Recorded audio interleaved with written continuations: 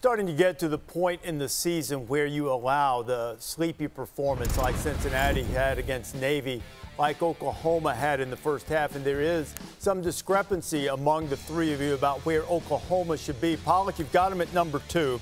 And look, they won the game, and I think in a year like this, when you've had so many upsets, ranked teams losing to unranked opponents and the like, that you value winning and just finding a way to escape when you play a terrible first half as Oklahoma did. But they were on the verge. They had a couple of playground plays from Caleb Williams, to his credit, by the way, away from suffering what my judgment would have been the worst loss in the modern history of college football against Kansas. So why excuse that at least for this week? Well, I think you're talking to me, right? Yeah. I think you're the one that has them at 2 still. Everybody else has moved them just outside.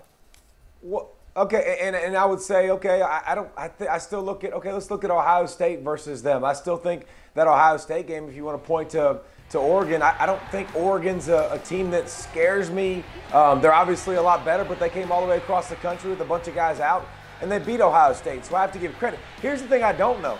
I don't trust Oklahoma's defense at all, Rece, but I don't know if Ohio State's any good until they play anybody any good. And that's the last several weeks. We just can go back 3-4 weeks, and I think they've changed. I think schematically they're different, but it's also hard to tell, Rece, because they're playing a bunch of teams that they couldn't score anyways. So I just reward right now. I'll take the 0 over the team that I know lost on the field.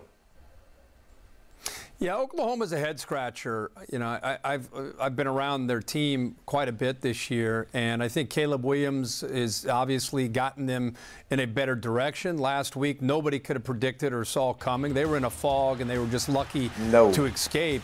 But you know, this offense, I think, is, you know, potentially, you know, at the level when they're clicking like an Ohio State, you know, with Caleb Williams in there. Ironically, as David keeps talking about, we all are kind of anxiously awaiting these games that are ahead of us. We're going to learn about all these teams. Like, we're speculating. It's subjective. It's fun. Rece, you do the AP Top 25 every week. We just do it on this show. I mean, I can't imagine once you get through this 7 to 12. I mean, it's just so challenging this year, more so than any other year before.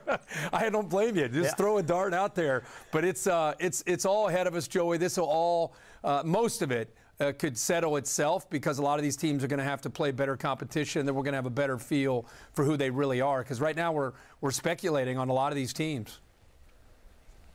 Yeah, and I think it's interesting, especially in this season, the way things set up this year. And Rece, act my hand for doing this, but that look ahead thing and say, we're going to find out, because Oklahoma has to play Baylor, Iowa State, Oklahoma State, Ohio State still has to go through Michigan, Michigan State, Penn State. And so that thing where it's like, we don't have to really decide right now, because we're going to find out, because everyone has to play each other. I know that's against the rules, Rece. I know that the committee's not allowed to do that. But as we sit here on this show, it's hard not to say, hey, why move these teams around? We'll find out here in a couple weeks when they got to play each other. Thanks for watching ESPN on YouTube. For live streaming sports and premium content, subscribe to ESPN+.